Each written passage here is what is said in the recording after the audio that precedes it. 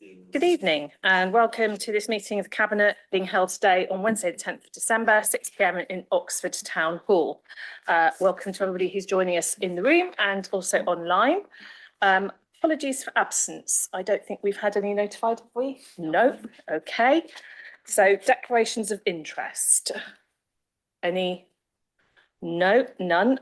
So that takes us to the minutes of the previous meeting. Can we approve the minutes of the meetings held on the 19th of November and the 4th of December? Yeah. Everyone happy to agree there's an accurate record? Thank you. We have not had any addresses by members of the public notified or councillor addresses on any items for decision on the Cabinet agenda, or councillor addresses on neighbourhood issues or items raised by Cabinet members. So that takes us to reports from the Scrutiny Committee, item 8 on the agenda. And Celeste's here. Sorry, I've lost my cheat sheet of who's who. Sorry, that's because I started. Thank you. Celeste, over to you. Thank you, Chair. Yep. Good evening to everybody. Councillor Powell sends his apologies as he's not able to join us this evening, but many thanks anyway to Cabinet for having me.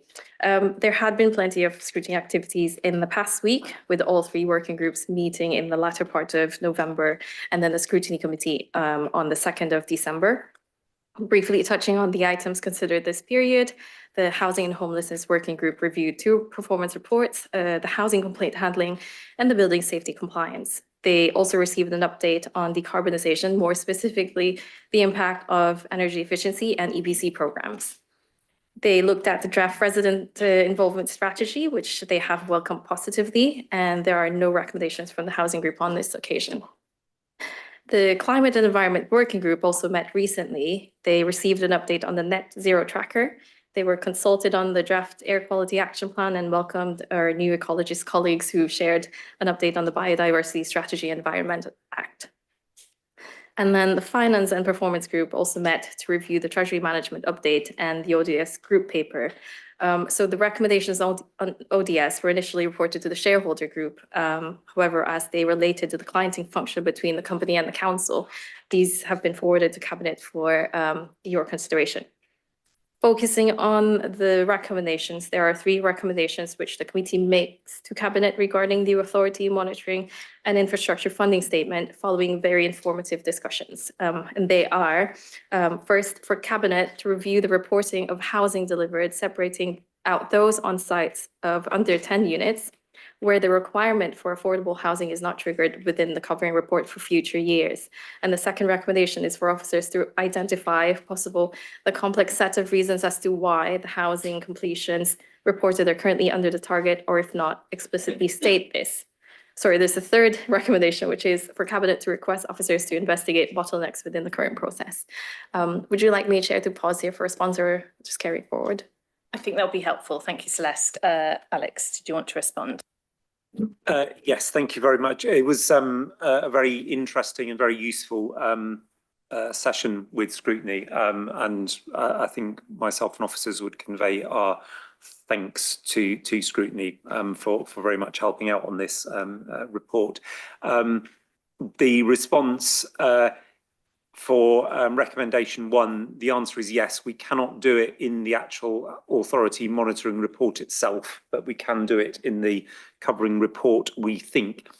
And it would be helpful in drawing attention to that, because it's something which quite often is difficult to pick up, that the National Planning Policy Framework rules on to where affordable housing triggers are applied is important, and particularly in a place like Oxford, where we do not have many large units, large sites and lots of smaller sites.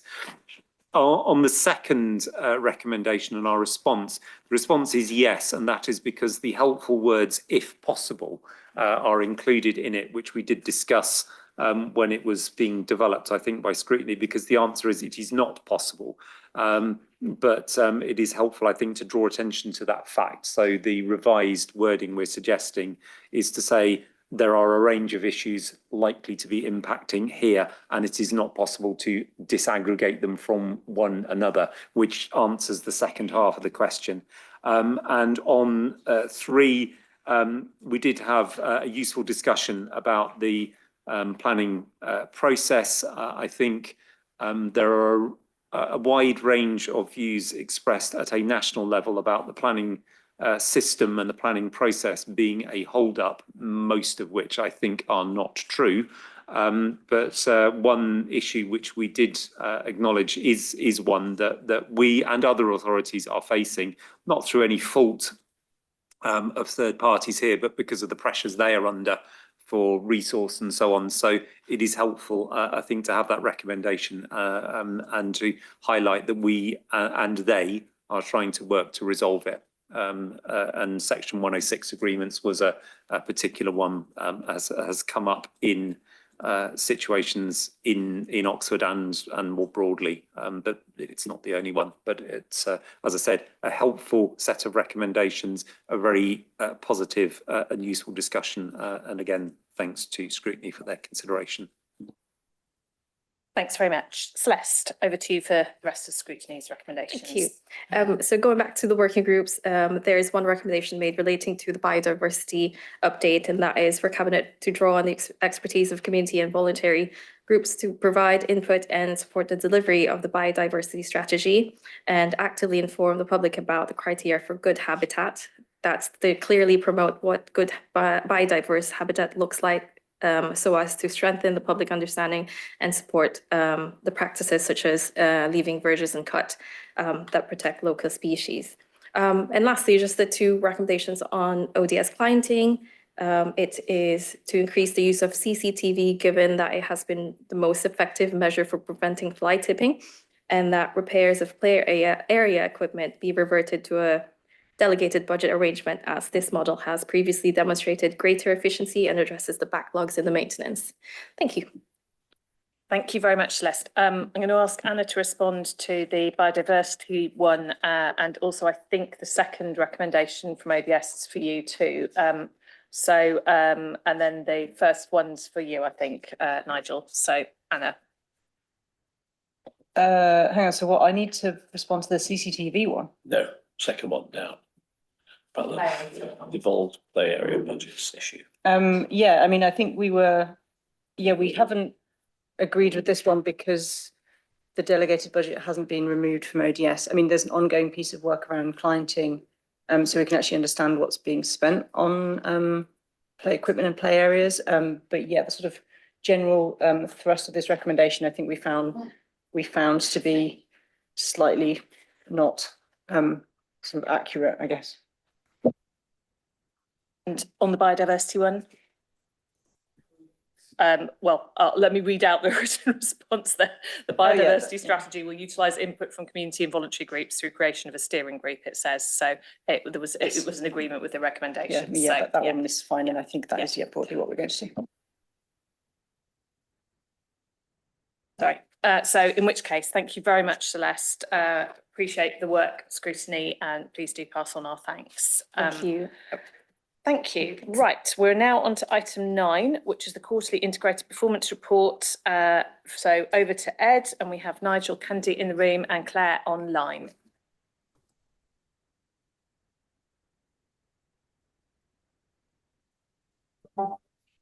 That's not what I need to do. Sorry. Thanks very much, Susan. As you'll be aware, we receive quarterly reports on our performance. And at this stage in the year, I tend to take them with a pinch of salt, but of course also they're useful in identifying any particular trends. On the general fund, as you'll note, we've got swings and roundabouts, but there is overall a 600k adverse variance, unfortunately. There are bits and pieces in each direction, but cyber security costs are higher. There are some challenges as well around law and governance, and so there's a favourable increase in interest. We're going to cover that in future reports in next cabinet. Overall, as I say, that's offset by some of the housing benefit payments. Overall, down a bit on the general fund. We'll do what we can to rein things in. I think the other point I'd make is that where we do identify things which are clearly ongoing, we need to bear that in mind in setting the budget. So there's some things here, the law and governance challenge, for example, which I think we just need to be confident when we pass our budget in February that it's something we can stand behind. That's that. And I think the same goes for IT, though in the budget we're about to consider, I think that is definitely taken on board. On the housing revenue account, there's a favourable variance, so that's helpful. There is still some challenge around an overspend on responsive and sick pool repairs, but it's not as bad as it has been on that score, so that's pleasing. And then on the capital programme, again, some slippage, but not much actually compared to the last revised budget report, so that's good to hear as well. I'm happy to take any questions or comments from people. Thanks, Ed. Before I go to questions and comments, Nigel, did either you or Claire wish to add anything? I'm fine, Chair, thank you. Claire?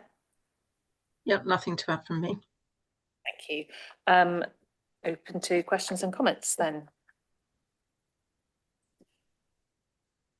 No, nobody's got any. In which case, I will move us to the recommendations of the report, which are to note the financial position, including the forecast outturn. Everyone agreed to note the report? Thank you very much. Item 10 is the medium-term financial strategy, and over to you again, Ed.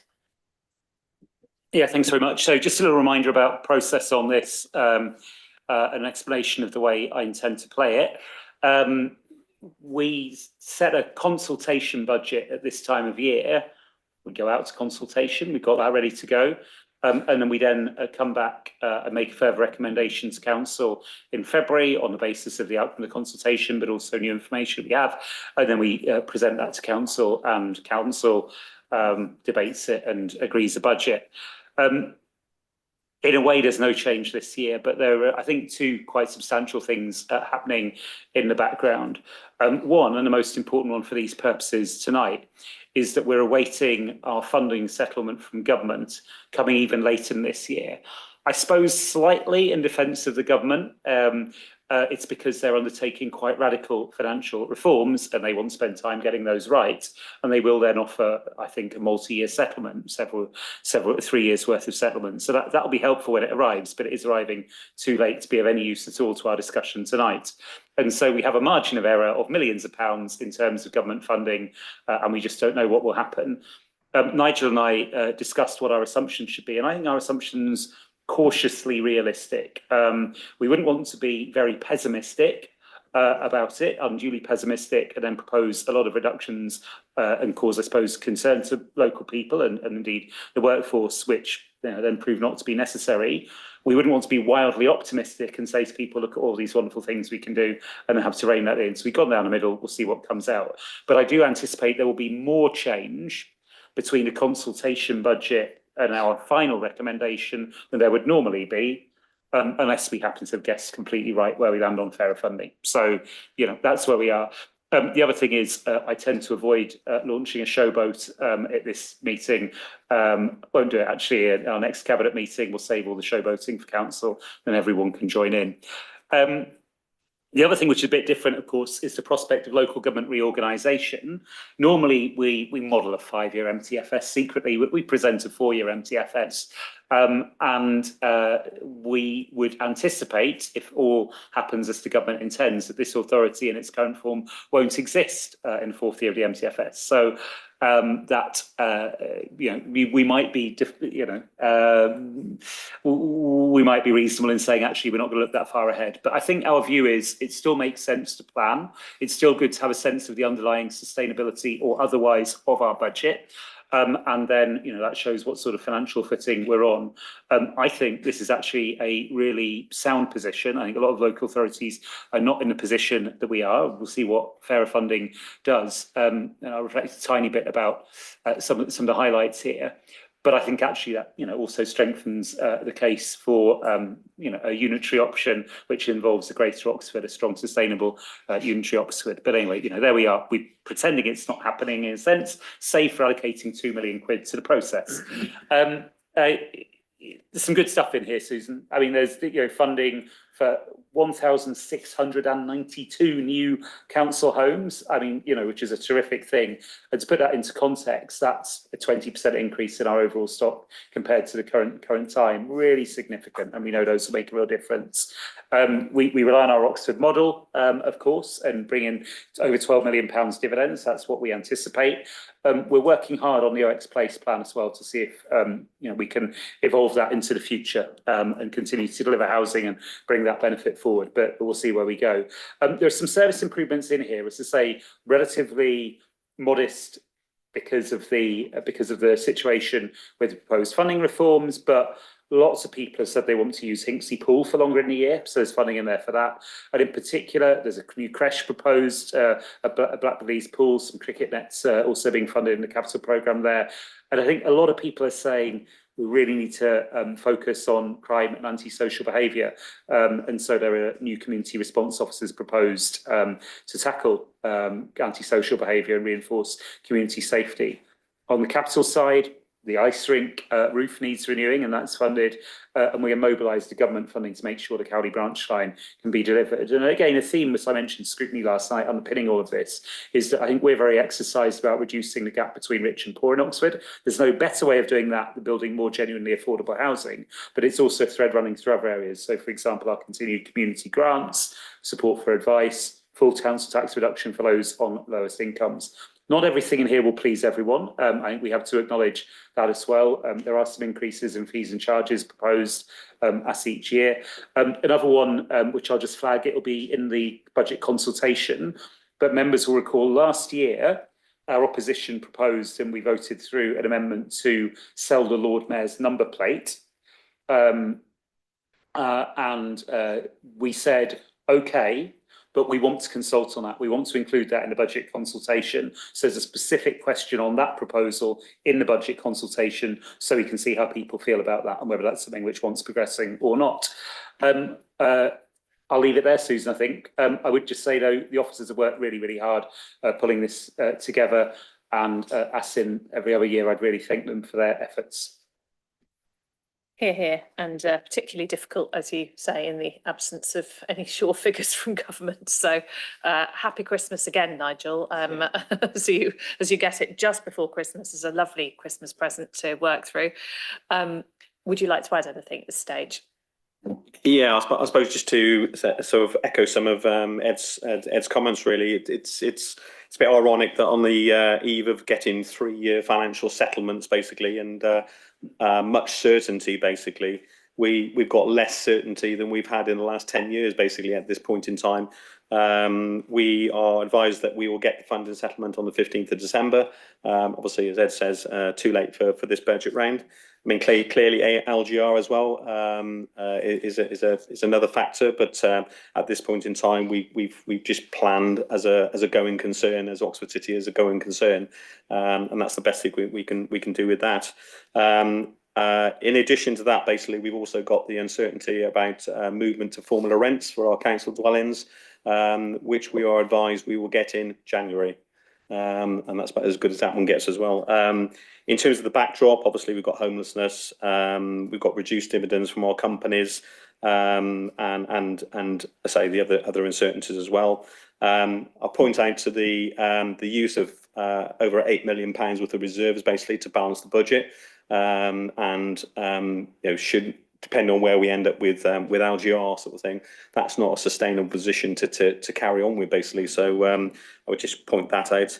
That having been said, the estimates have been put together with a lot of work from officers, both in finance and across the council, basically, and they represent our best endeavours and professional judgment to put before you something which is an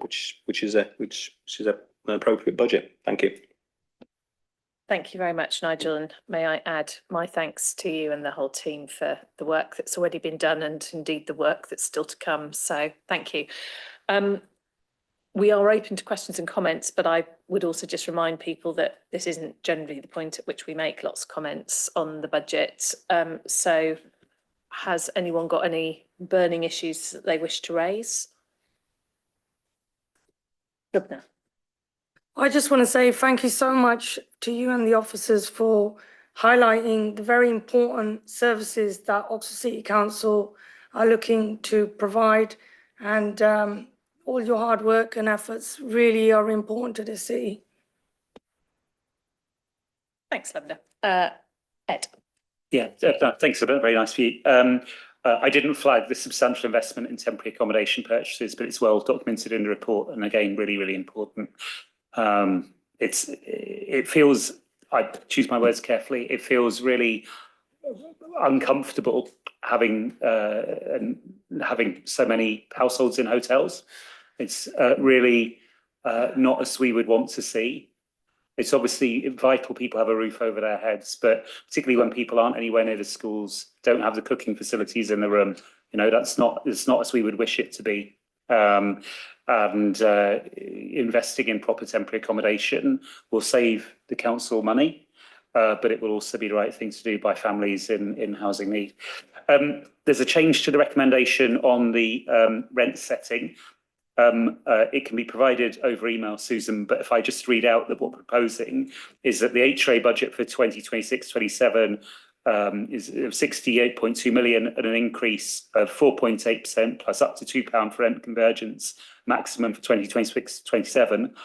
This is a new bit, subject to any subsequent cap on increases imposed by central government, close brackets, in social dwelling rents from 1st of April 2026, giving an average weekly increase of £8.47 per week and a revised weekly average social rent of £143.40, as set out in Appendix 5. So the reason for the slight tweak to recommendation is if government comes back and says, actually, you can't increase by that level, you've got, you know, maximum something else, then we're covered off. That's the only reason. But other than that, I'd like to move all the recommendations. Thanks very much, Ed. So yeah, just to be absolutely crystal clear to everyone, the difference is putting in that clause which says that it's subject to any restrictions from government. So everyone happy with those recommendations? Yes. Thank you very much, everybody. Excellent. We are now therefore on to the annual monitoring report and infrastructure funding statement. Alex, over to you. And I think we have Lorraine and Mariam as well. Online, yeah. Sorry, Rachel, you're not on my list. It's Well, I didn't actually see you earlier, so I'm sorry. in person, not failed to note. listening online. Thank you. I'll give a brief introduction. We had a very long and useful discussion, as I said, at scrutiny on this. These are two reports which we are required to produce. They have a particular framework which we need to follow. So there are times when we would like to say things in different ways, but we can't. And couple of those are highlighted in the covering report of what we would like to say, but are unable to say. There are a number of things which I want to draw attention to. The first of them, it's a technical issue, but and it's not one that's unique for this council. Plenty of other councils are in the same position, which is the housing land supply issue. Up until last year, well, if you like, up until the end of, when would it have been, about June this year, we had a housing land supply of 5.12 years. The requirement from the government is to have a housing land supply of 5 years or more. What that means is you take the amount of housing land that you have and the number of housing units you need, and you divide one by the other and you get a figure. A figure of 5 or above is good. A figure of 5 or below 5 is less good. In our case, what has happened is our housing land supply calculation result has dropped from 5.12 to 2.88. The reason for that is not because we suddenly lost our housing land supply. We have not. The amount of land is essentially the same. What has happened is that the NPPF, National Planning Policy Framework, rules are that when your local plan is more than 5 years old you have to use a different method of calculating your housing need. So in our case, what we were using before was how many homes can we fit into Oxford, and that was in our local plan. Now we have to go to the number of homes needed without that adjustment for do we actually have space. So essentially the housing need supply is up to its full level. The housing land supply has not changed. All of this points to what we know and have known for a long time, that we have an undersupply of housing, and we also have an undersupply of housing land. We were very much supported and very grateful to our surrounding districts, all of whom allocated sites in their local plans to meet our housing need in the last local plan. And no doubt when we get to it, the next local plan will have the same conversation again. So that is a significant change in terms of a number. In terms of impact, I think it's going to have a pretty minimal change, because it's unlikely to actually impact on the planning decision-making process.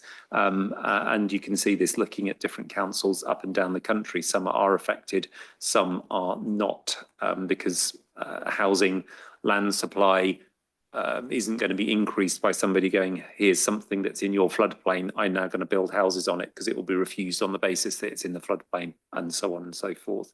So that's one key issue. The other key issue, and I think the discussion on the previous item plays into this, is because we have such a small number of sites which are able to be brought forward, because there are issues beyond our control, and we talked about this in the response to the scrutiny committee recommendation about trying to explain what those reasons might be. There are a mixture of things. Rising interest rates is one. The significant increase in construction costs, inflation, particularly stemming from 2022 and the Russian invasion of Ukraine, which had a very, very significant impact on that.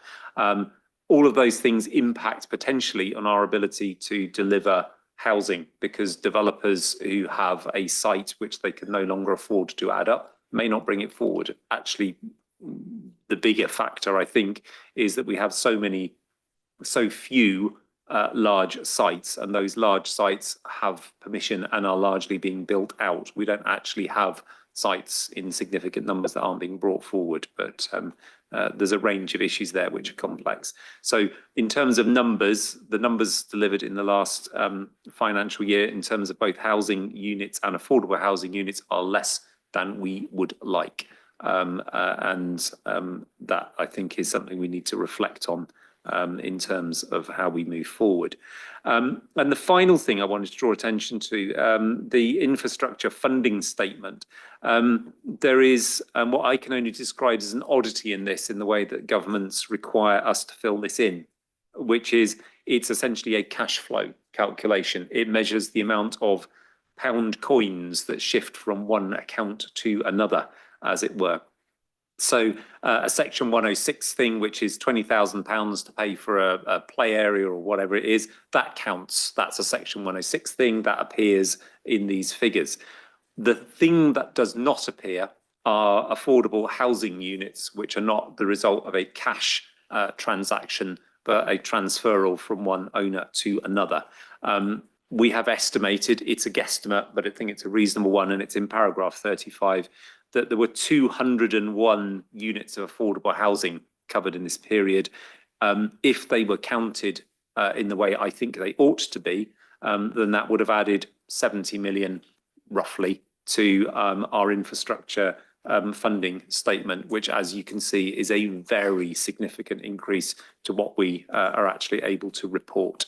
So it's a quirk because we handle affordable housing in a way which I think is entirely rational, which is to try and keep it on the development site and to transfer the ownership either to Oxford City Council as a housing provider or to one of our other partners, but it doesn't show up. And I think that is something which I would really very much want this government, future governments and previous governments to change. in this, but we are not able to. So we've added it to paragraph 35 of the covering report. That is all, I think. Thanks very much, Alex. Rachel, did you want to add anything? I think that was a very thorough review. I would just say on the 5-year housing land supply, as and when we can adopt a new local plan, the basis of that calculation changes back to as it was, and we're comfortable that we will be able to achieve the 5-year housing land supply in those circumstances. So hopefully that's a temporary thing. Thank you. That's useful to understand. There is lots of useful information and interesting facts and data in this report. So I do commend it to people. Lorraine and sorry, my colleague. Yes, sorry, Mariam. Beg your pardon. Did you either of you want to add anything? No, not at all. Not on my part, anyway. I think Alex, as usual, covered it fully. Thank you. Thank you. I can see Mariam also shaking her head, so thank you, Mariam. Anyone got any questions or comments? No? Okay, well, it is, as I said, all very interesting and very good report, so thank you all very much for that. We are being asked, therefore, to approve the report and authorise the Director of Planning and Regulation to make any necessary minor corrections prior to publication. Is everyone happy to agree those recommendations? Thank you very much. We move on. So thank you, but Rachel, you stay because we are now moving on to the approval of the revised local development scheme. So Alex and Rachel. I'll be very brief after the last effort. We are required to have a timetable. We are proposing a very minor adjustment to that timetable. Otherwise, it is as it was. Rachel, did you want to add anything? Just very briefly, just for you to note that we are now referring to the local plan as the local plan 2045. We've made an adjustment to the plan period on advice of experience of how long examinations are taking largely. So we've changed the plan period to make sure that we have the requisite amount of time after adoption. So we've changed the name from 42 to 45. Thank you for noting that. Anybody got any questions on that? I am not. Oh, Alex, you've got a question on it. Well, it's not a question. I suddenly realised I should have mentioned. The government is actually adjusting the planning system on a daily basis. It feels like something like that. For example, one of the issues which led to our last local plan not getting through the inspection process has just been changed. That's no longer a requirement. I imagine we're moderately pleased. I imagine our neighbours to the south are extremely pleased since it fundamentally changes the process they're going through. And the NPPF is due to be changed sometime in the next 7 days. We await with some development. It could be coming out at the same time as the local government funding package. So it'll be a full day of excitements down at Westminster for those of us who like reading not just one but both of those documents. So there we are. So we assume that this will be right, but we might be back in a cycle's time changing it because the NPPF has changed. Thank you for that important note for us on that. Yeah. Okay. Well, bearing all of that in mind, can we approve the local development scheme, authorise the Director of Planning and Regulation to make any necessary minor corrections? I'm not sure how much will be covered by changes in the NPPF as minor corrections, but if we can, that would be good. And agree the change to the local plan period. Everyone happy to agree those recommendations? Thank you very much. Okay, we are now on to tenancy strategy and tenancy policy. So thank you very much, Rachel. Linda, over to you. And we have Neris and Stephen, and I think Bill's online. Yeah.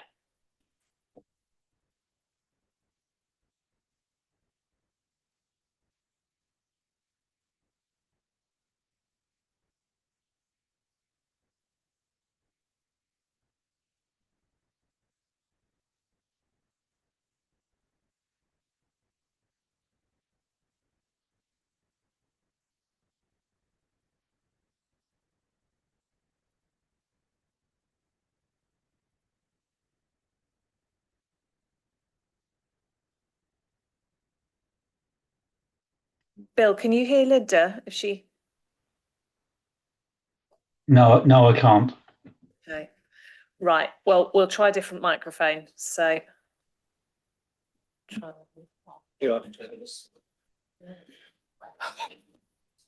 Okay, is this working for everybody?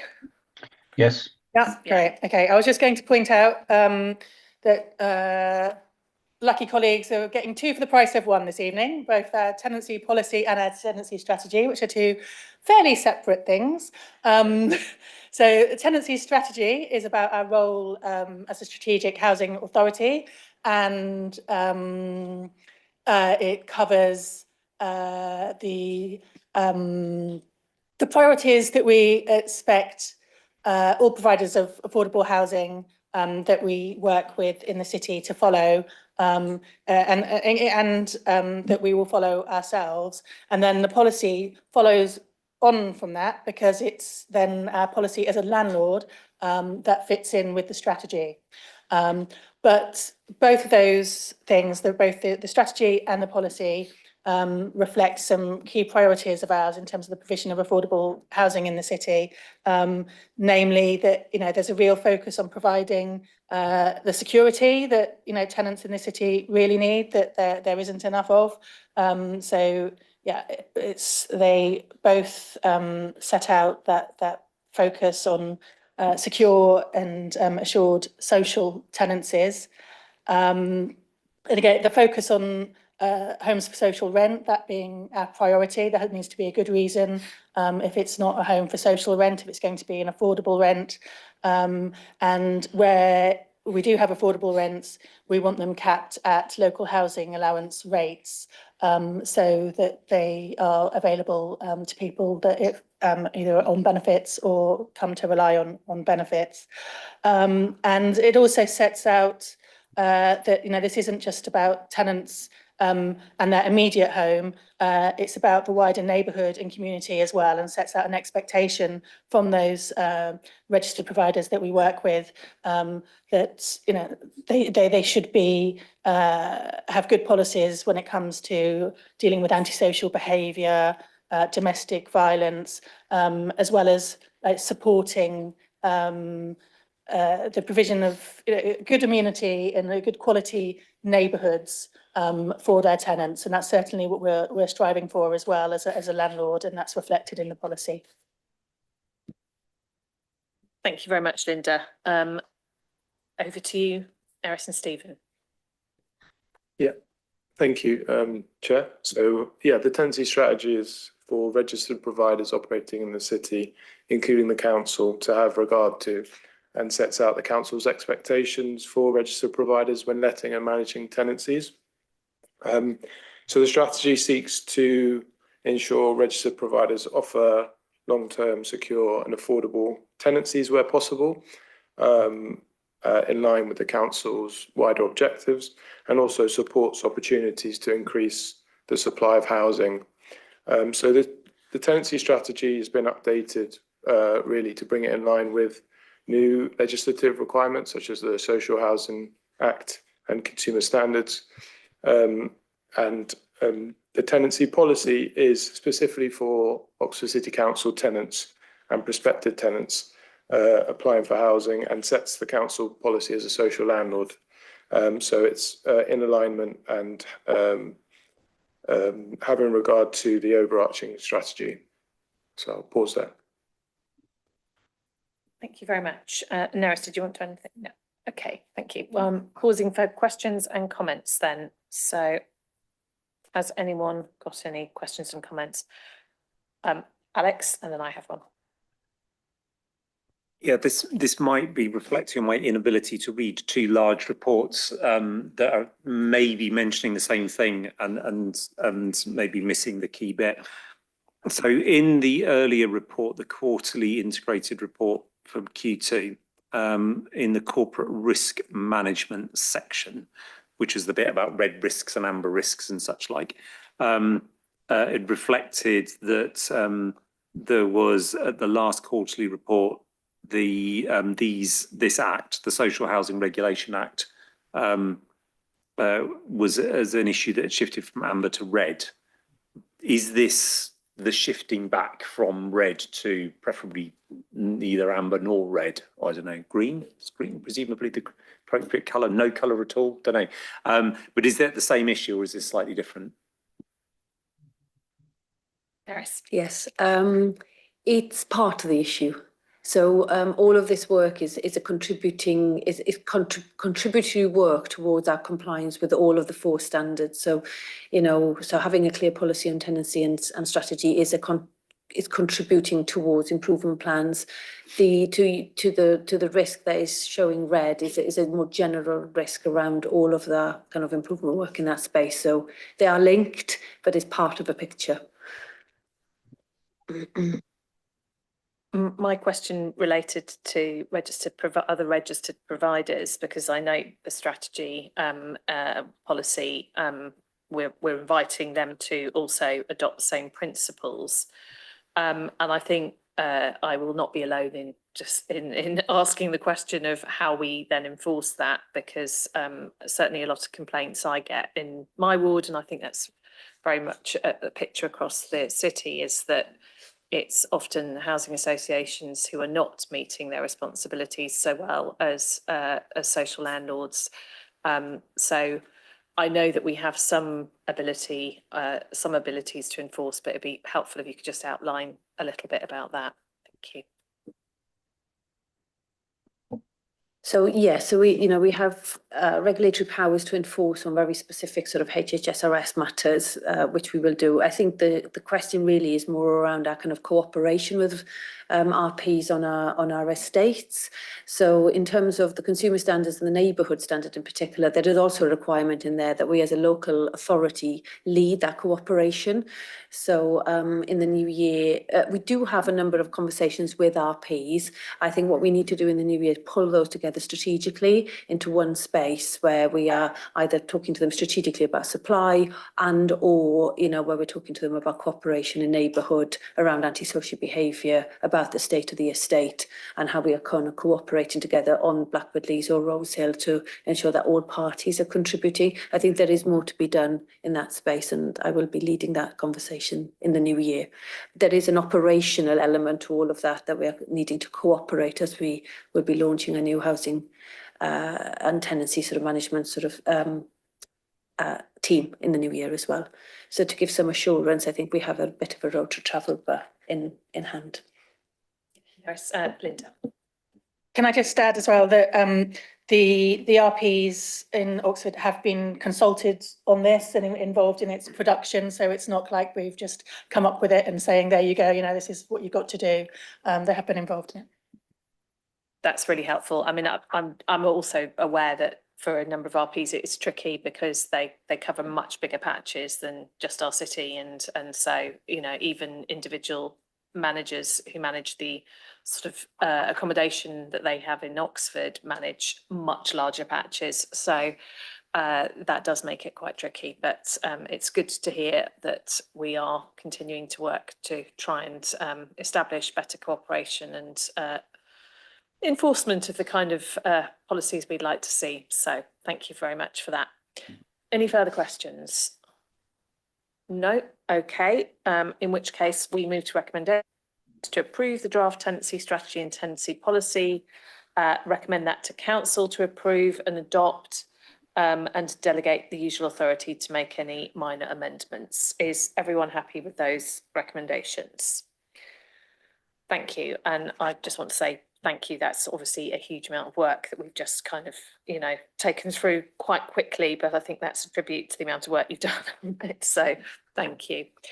Right, we are now on to resident involvement strategy, and as well as Linda and Neris, I think we have Pete Sayers and Pete Davis, both of you here. So do come and join us. And Linda, over to you. I will let Neris and the two Petes talk about this because I know they're passionate about it. But just to say, I'd like to thank the officers for their work on this, but also thank the tenants and the leaseholders that have got involved so far. I've been really impressed with the level of tenants and leaseholders coming forward, both over the roadshow over the summer, and people that have, expressed an interest in getting more involved. You'll see that the strategy involves lots of opportunities, lots of different ways for tenants and leaseholders to get involved, both very formal ways like the new tenant and leaseholder board, which I'm sure we will hear about, but more informal ad hoc ways as well. So there really is something for everyone. So I'm really proud of this work, really pleased with the direction that we're going in. It's a huge undertaking, but it's absolutely, something that we need to be doing. So yeah, over to you. Thanks, Linda. Nerys. Wrong button, sorry. Chair, would it be okay if I hand over to Pete Sayers to sort of say a few words on behalf of the tenants that have been co-designing this work with us, and then I'll just pick up a couple of. Please do. We'd be delighted to hear from you. So, Pete. Hello, thank you. Can you hear me? Yeah. So my name's Pete. I'm one of the tenants who's been part of the resident co-design group, and we've been working together since July. And this strategy has been our main focus over that time. So over the last 6 months or so, around 650 residents have shared their views, and sometimes calmly, sometimes not so much. But they've shared their thoughts on the council as a landlord. The feedback was that the trust had been broken. Been looking at the council as a landlord. Communication has been poor. And far too many people felt ignored. So the resident engagement team, they didn't dodge this, they listened, and that listening has now got its fingerprints all over this strategy. So it's really positive. From my point of view, just a couple of brief highlights. So as evidence, as residents being listened to, page 4 on the strategy lists 3 or 4 principles, and three out of 4 of them are exactly what we asked for. So to reset the relationship, to listen, and to respond to our priorities, and they've made their way into the central part of the document. The vision statement as well isn't just council jargon. This is something that we as residents have said we wanted, almost word for word, is what we wanted, which was to have real choice in how we get involved, and to have influence over the services that we pay for, as well as tenants to a landlord. Just 2 more quick things. There's a priority 4 on page 5 also says about improving respectful, inclusive communications. And this was one of the loudest things that came out in nearly every meeting that I attended online. And on page 12, there's 10 resident priorities. And I think these are quite important because they're ours as residents. They're not the council's. They've not been filtered. They've not been rewritten. But they are there for everybody to see. And they've made their way into this document. So it hasn't been a tick box exercise. People's voices have been heard from all the roadshows, the co-design groups, the surveys. And this is the beginning of a journey. And I'm pleased to be part of it. And it's not the end, and rebuilding trust will take time. And consistent action is the way that we'll be able to see this. But we have the framework. The action gives us the roadmap. So importantly, we've now got a chair at the table. And as on behalf of the residents, we would like to hope that you would approve this tonight as well. Thank you very much, Pete. Other Pete, did you want to say anything? I think that was an amazing summary, really. What shone through when we were talking to residents all the way through is exactly what Pete mentioned, which was we need to reset the relationship. And more than that was, you can talk the talk, but you've got to walk the walk. And in the past 4 or 5 months, we've begun to do that. And people are beginning to realise that if they invest their time and their thoughts and their energies, that there's some outcomes that comes from that, and we're capturing them and feeding them back into the authority. So the momentum is building, and this strategy gives us the framework to push that forward. And the tenant leaseholder board will become into fruition in February. So we're recruiting at present, and we've got 21 people that we're interviewing for 15 places. And once that's established, that really gives us the shot in the arm to take residents' recommendations up into the organisation for acceptance, hopefully, and an action. So I recommend this very much so. Thank you very much. Was in a locality meeting earlier today, and it was really lovely to hear council officers speaking so passionately about this work, and how much she felt it had really changed things, and also how particularly pleased she was that it talked about residents and not just tenants, because actually, certainly in my patch, which is what she was talking about, a lot of the people living in properties that are managed by the city council are actually not direct tenants of the city council, but tenants of private landlords who are leaseholders in flats. So I think it is important to be hearing their voices too. And my understanding is that this strategy will allow us to do that. So I think that's really important. So open to questions and comments. Nigel. Can I just say what a good piece of work it is, first of all? Thank you very much for it. And just the wider context of this. I mean, obviously, we won't be marking our own homework here because the social housing regulator will be paying us a visit, I think, within the next 2 and a bit years. They're meant to get round every 4 years to every local authority in the country. So we'll be under scrutiny, and that's a good thing. And we'll be tested as to whether we've met the transparency, influence and accountability standard. And I hope that building on the back of this work, we'll be able to show them that we have. Secondly, it's quite interesting that the wheel sort of moves full round, doesn't it? Full circle, because up until 2010, I think it's fair to say, there was a greater emphasis upon these standards. There were proper regulators and there were proper sets of assessments. The previous government ripped all that up and left a vacuum behind, which you're now filling, actually, and the housing regulators also filling. And I think the government deserves some credit for that, because it's been definitely a vacuum that needed attention. Thank you, Nigel. Anybody else? Sorry, was that? Yeah, Alex. Sorry, waving my glasses around. I was debating whether to raise this or not, because I thought that was a fantastic summary of the work. So this is going to sound potentially like I'm just going, that was brilliant, but about the other bit. It's just that it's come up quite a few times. We all as councillors represent areas with leaseholders, and there has been a communication challenge around that.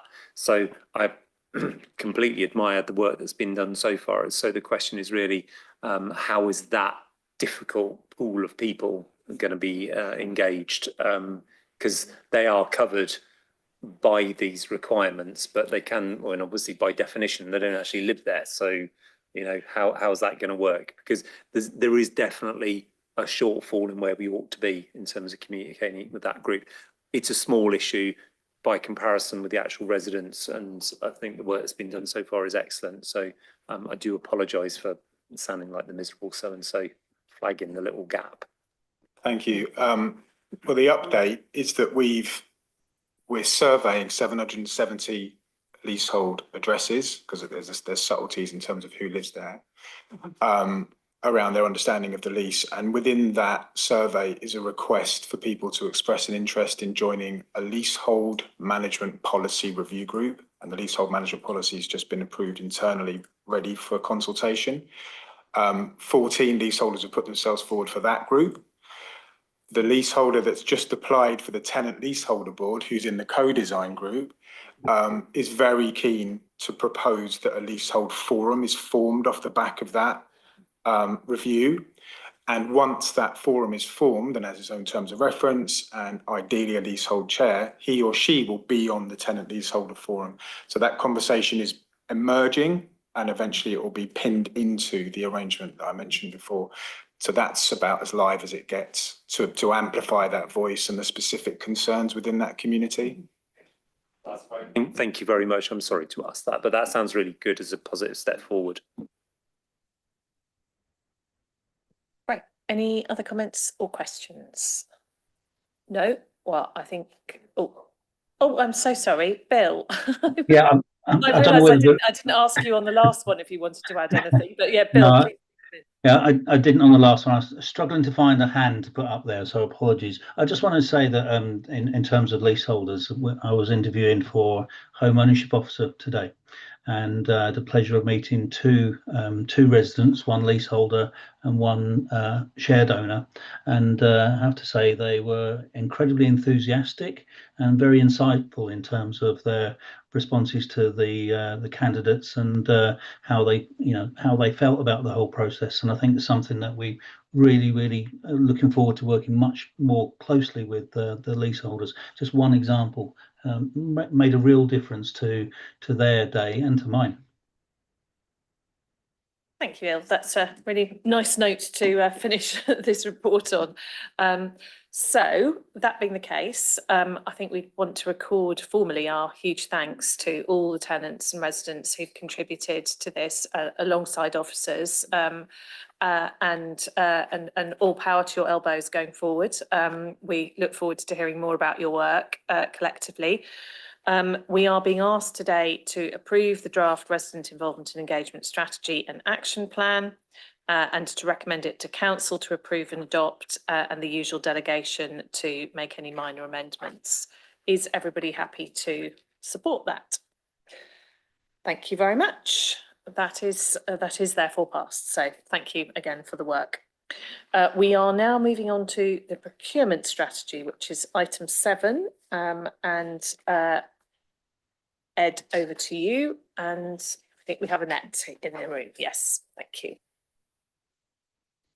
Yeah, hello there. And Susan, our flag now. So after this item, I'm going to take my leave, if I may. Apologies, some childcare challenges, which means you'll do without me on the Treasury annual report. But there won't. Yeah, I think probably our finance officers are quite well across that one. As they are, RSR officers are on procurement strategy. So it's well worth delving into this because you'll see the value of what we procure is substantial, and because of the nature of our council's activity, it's gone up 300 million last year. Yeah, really substantial sums of money. And I think there are a couple of things which then we need to make, well, several things we need to achieve there. Obviously, we need to comply with the law. And one of the reasons to bring forward this new strategy is there have been legislative changes in the background, which we need to take account of. We need to get things procured at really good value for the taxpayer. And that is about quality, and it's also about price, of course. Thirdly, we want to do good. We want to do the right thing, and there are a number of dimensions of that in different ways which are highlighted in the strategy. So fair tax, for example, we don't want companies involved in tax dodges. Social value, where we can leverage social value from contracts, the Oxford Living wage, using local suppliers, supporting SMEs. Tiny footnote for officers, by the way, I'm not sure the charts in the strategy have come out quite right on this PDF, so we won't need to talk about it now, but just on the SME and supplier spend, I think we might need to just have another look, because when I looked at the report, when I signed off the report, there's some graphs, when I signed off the report, they were okay, but I think they don't quite work. The one you're looking at now, Susan, it's just a list of lines with no, yeah, so anyway, there we go, but we can resolve that, it's all right. And we've actually got some good stories to tell there, and we collect good data, and that's important. In addition, council passed a motion around, if you like, ethical procurement, and we've set out how we intend to implement that, which we think will be effective, and it strikes the right balance. Clearly, there's a limit to how far we can delve into the activities of every single supplier, but we think it will offer a strong statement to the council's values, and it will mean that we can deal with it if someone is really at odds with those values. And so we're implementing the council motion in that respect. Annette and her colleagues have done a really good job pulling this together. It's actually a recommendation to council that the strategy be adopted. To me, it's a really strong piece of work, and I hope adopt it we can. Thank you very much. Annette, do you want to add anything?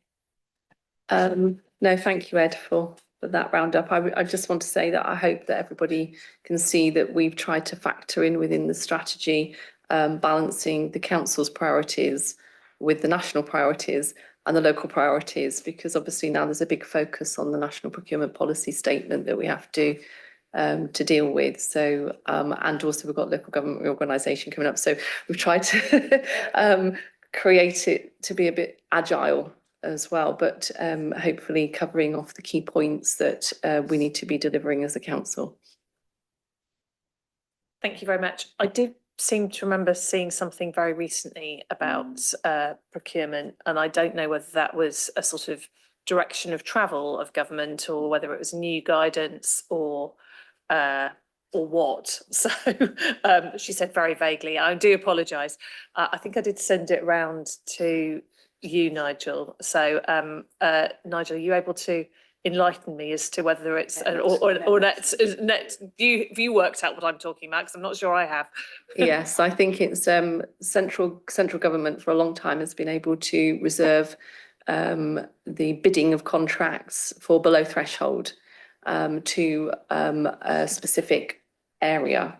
I don't know why it was only central government. Local authorities weren't allowed to do it, but that's been to Parliament now. So hopefully in the new year, we will be able to reserve the bidding of contracts to certain geographical areas. So that's our own area, and we can use bordering areas as well. I knew it was something about allowing us to sort of like give a bit more priority to local contracts. I just wasn't sure when it would actually become effective. And the procurement strategy in front of us will allow us to reflect that because it's a national change. And yes, we already got some indications in our procurement strategy around that. So yes. Great. Fantastic. Thank you. Has anyone got anything else? Joey? Yeah, just a comment. Thank you, Ed, and thank you, Annette, Nigel, and the team. This is a very good strategy. I don't know if you remember, Annette, but when you were doing the first one, we were a group of us, and we were benchmarking with Bristol. But I was in a seminar somewhere where our strategy was used as one of the best. So just feedback. What I like about the strategy is the inclusion of the social value as alluded to, the continuation of the support of the Oxford Living Wage and the support of the small business. So this is quite a good strategy. Thank you. Thanks very much, Joey. Anyone else? No? Okay, in which case, can I move us to the recommendations, which are to consider the draft procurement strategy and to recommend it to council? Everyone happy to do that? Thank you very much. And thank you very much for the work, Annette, much appreciated. Great, we are now on to item 16, which is the fleet procurement report. And we have Annette again, and I think it's Nigel. So yeah, I mean, this is pretty straightforward, really. This is to delegate authority to the Group Finance Director for the remainder of the financial year to award any fleet contracts that we may wish to enter into in excess of £750,000 following a compliant process. So the reasons for this are the fact that there are likely to be quite significant contracts coming down the road if we can get them over the line by the end of the financial year, including, I see, a lot of money on vans, lots of money on tippers. These are important things because actually, you know, if we don't renew the fleet and keep it up to speed, then we get breakdowns and things of that kind, and then we end up with actually doing a less good public service than we really need to. So we need to be fleet of foot here in the remainder of the financial year. This money is allocated in the budget. It would be good to get it spent on the right things, and the speed of that can sometimes be quite fast actually in terms of the process. So it gives us a maximum flexibility in actually signing the right contracts following the procurement process. I think that's a fair summary, isn't it, not Annette?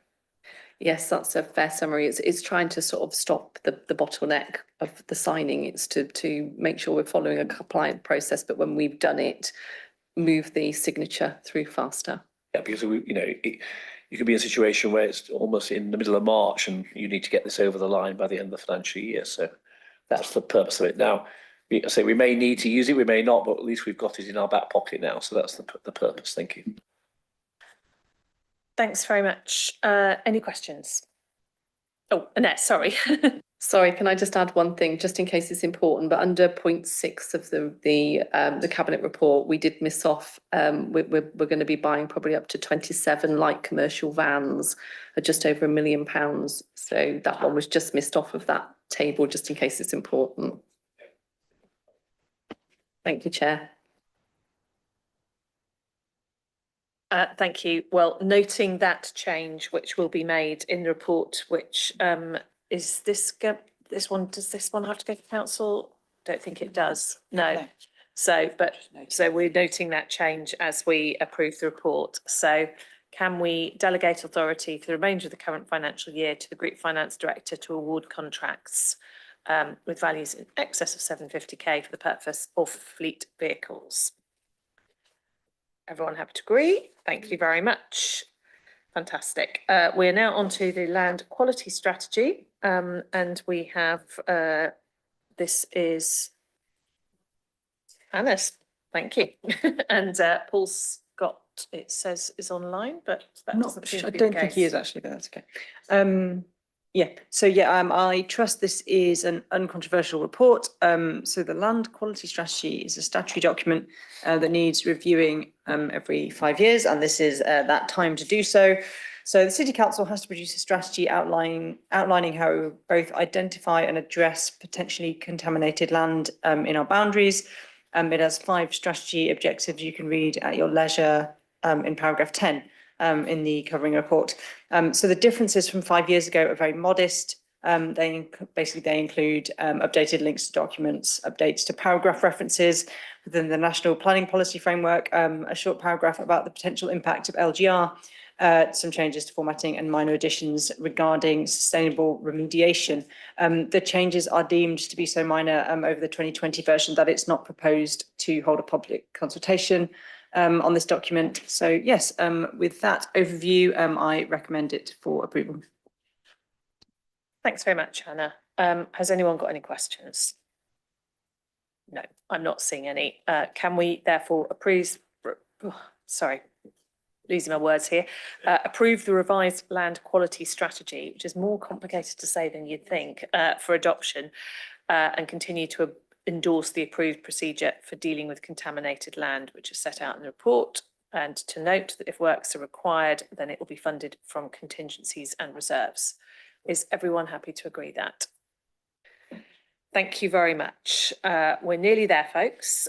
Treasury annual report. Over to you, Nigel, to talk us through that. Thank you. Okay, thank you, Chair. So this is the annual Treasury report for 24-25, which we're required to report to Cabinet in accordance with the SIPFA Code of Practice, actually. It highlights how we managed our monies, both in terms of our investments, any borrowings and savings and bank transactions, etc., and our adherence to the prudential indicators as contained in the code. In terms of summary, basically, it highlights that as at the end of the year, we had about £19 million worth of investments. This is quite a considerable reduction from previous years, but is indicative of how we have spent our internal cash balances to fund things like our capital programme, etc. In terms of net interest, it highlights that we had net interest of 4.21 million, which is slightly against the target of 4.96 million. But again, it highlights there the importance of interest from our investments and borrowing and savings to the medium-term financial plan. The average rate of interest over the period was about 4.97%, which is around about the base rates, just probably slightly higher than the base rates as it tailed off to 4.5% at the end of the year. And the other, just to highlight actually, that loans as at the end of the year from PWLB total 288 million. That is all for the HRA. There's no general fund debt, external debt. That is all HRA, and it is all funded by rents, basically. So happy to take any questions. Thanks very much, Nigel. Any questions from anyone? Joy. Thank you, Nigel. This is more of academic, what is going to happen to our 19 million of investment after the reorganization?